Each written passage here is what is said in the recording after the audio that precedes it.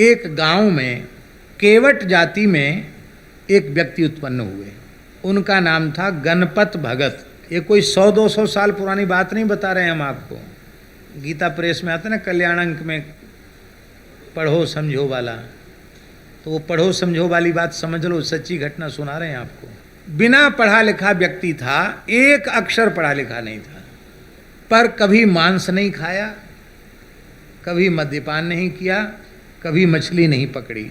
अपने खेत में काम करना, परिश्रम से उपार्जित करना, और कोई संत महात्मा आ जाए तो कथा सुनने जाना, ये इतना काम था। उस व्यक्ति को पेट में कैंसर हो गया। तो पहले तो गांव में उतना ध्यान देते नहीं, पता ही नहीं चला। बाद में वो बाहर तक निकल के आ गया, पेट में गुट्टा सा बंध गया, और जब उसका परीक्षण कराया गया, गरीब आदमी थे तो बहुत पैसे की व्यवस्था नहीं थी, पुत्रों ने फिर भी बड़े हॉस्पिटल में जाकर परीक्षण कराया तो ये प्रमाणित हो गया कि कैंसर है, और कैंसर भी अब 4थी स्टेज में पहुंच गया है। अब बम्बई, दिल्ली, कलकत्ता कहीं ले जाओ, जहाँ इच्छा वहाँ ले जाओ। झांसी में ये प्रमाणित हो गया कि वो उसको कैंसर है।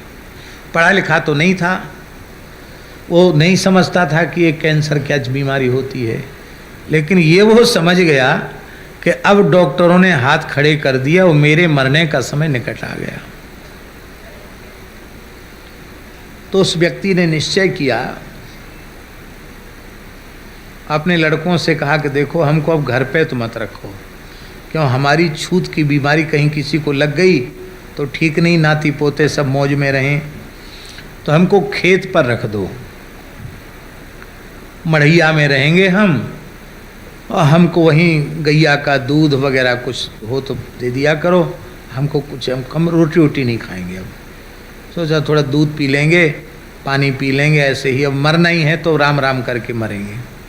तो खेत पर चला गया, और खेत पे एक पीपल का पेड़ था। उसको तो बोला ये विष्णु भगवान हैं, राम जी हैं, हमारे वासुदेव है ना पीपल, उसको भगवान मान लिया। एक बट का पेड़ था, वो शिव जी हो गए। एक पाकर का पेड़ था, वो ब्रह्मा जी हो गए। ऐसी पेड़ों में ही उसने ब्रह्मा विष्णु महेश की भावना कर ली, और उन्हीं को घरुआ बना के जल सींचे, और उसी जल को चरणामृत मानकर पिए, उसी पानी को उसी थाले में, और वहाँ की मिट्टी जय हो राम जी, जय हो राम जी, जय हो राम जी करके जो बाहर निकल आया था उसमें लगा ले, और गोबर गोमूत्र का प्रयोग करे, दूध थोड़ा सा ले ले, कभी मठा ले ले। अच्छा निश्चय ये किया कि यदि हम मर गए तो कोई बात नहीं, मर गए तो मर गए, इसलिए भजन करते हैं, दूसरा काम ही नहीं करते हैं। और कथनचित हम इस रोग से मुक्त होकर बच गए तो ये अपना शेष जीवन राम जी को ही अर्पित कर देंगे, ऐसा उसने मन से निश्चय किया। आश्चर्य की बात, मात्र 1 महीने के भीतर उसका बाहर का फोड़ा गायब और भीतर का ठीक, एकदम ठीक हो गया। वो उसके शरीर का वजन बढ़ने लग गया, उसको भूख लगने लग गई। तो पहले थोड़ा 100-200 ग्राम दूध लेता था, तो मठा रोटी मिड़ के खाए, ठीक हो गया। तो लोगों ने कहा कि सूज रहा है, शरीर फूल रहा है, फिर इसको दिखावे कोई नई बीमारी तो नहीं हो गई।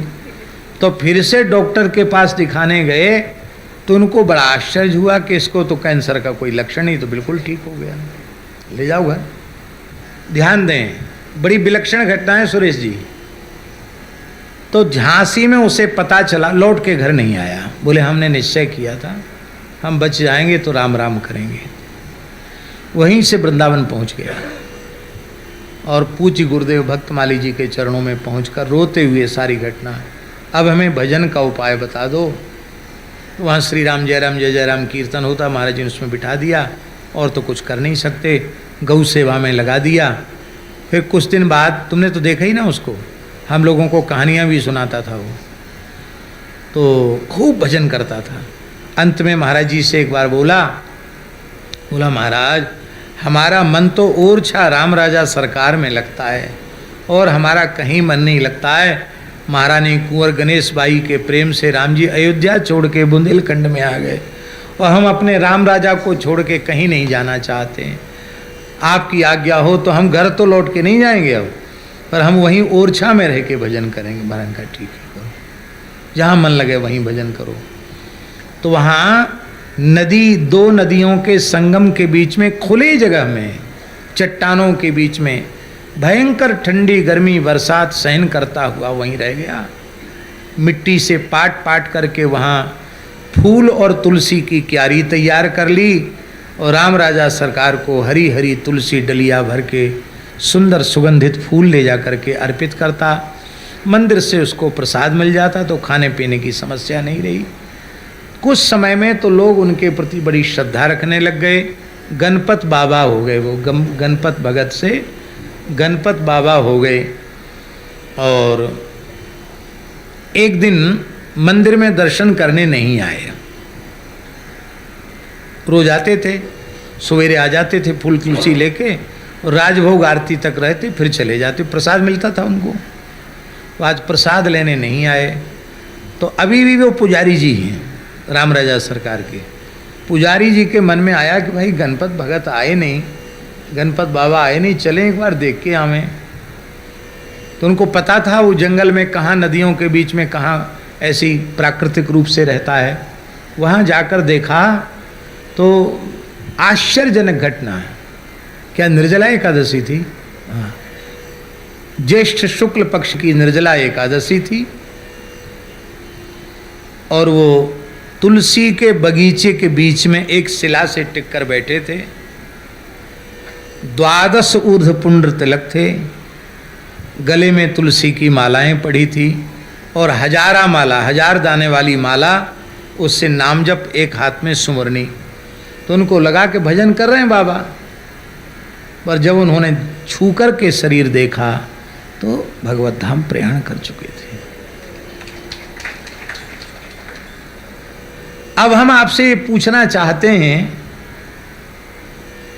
कि केवट के कुल में जन्म लेकर बिल्कुल बिना पढ़ा लिखा व्यक्ति जीवन के आधे से ज़्यादा समय खेती किसानी में व्यतीत किया और थोड़े समय में ही सावधान होकर 12 तिलक धारण किए हुए एकादशी की तिथि को हाथ में तुलसी की माला भगवत स्मरण करते हुए देह का त्याग। आपको संदेह हो तो, पर हमें संदेह नहीं है कि वह निश्चित भगवान की कृपा रूपी विमान में बैठकर नित्य साकेत प्रयाण उसने अवश्य किया हो। पुराणों में तो स्वामी जी लिखा है, ऊर्ध्व पुंड्रधरो मर्त्यो म्रियते यत्र कुत्रचित स्वपाकोपि विमानस्थो ममलोके मह्यते। ऊर्ध्वं नेत्यत पुंड्रः प्राणिनम पापकारिणम तस्याख्या ऊर्ध्वपुंड्रेति तस्मात् तद्धारे द्विजा। हमारे ग्रंथों में त्रिपुंड्र की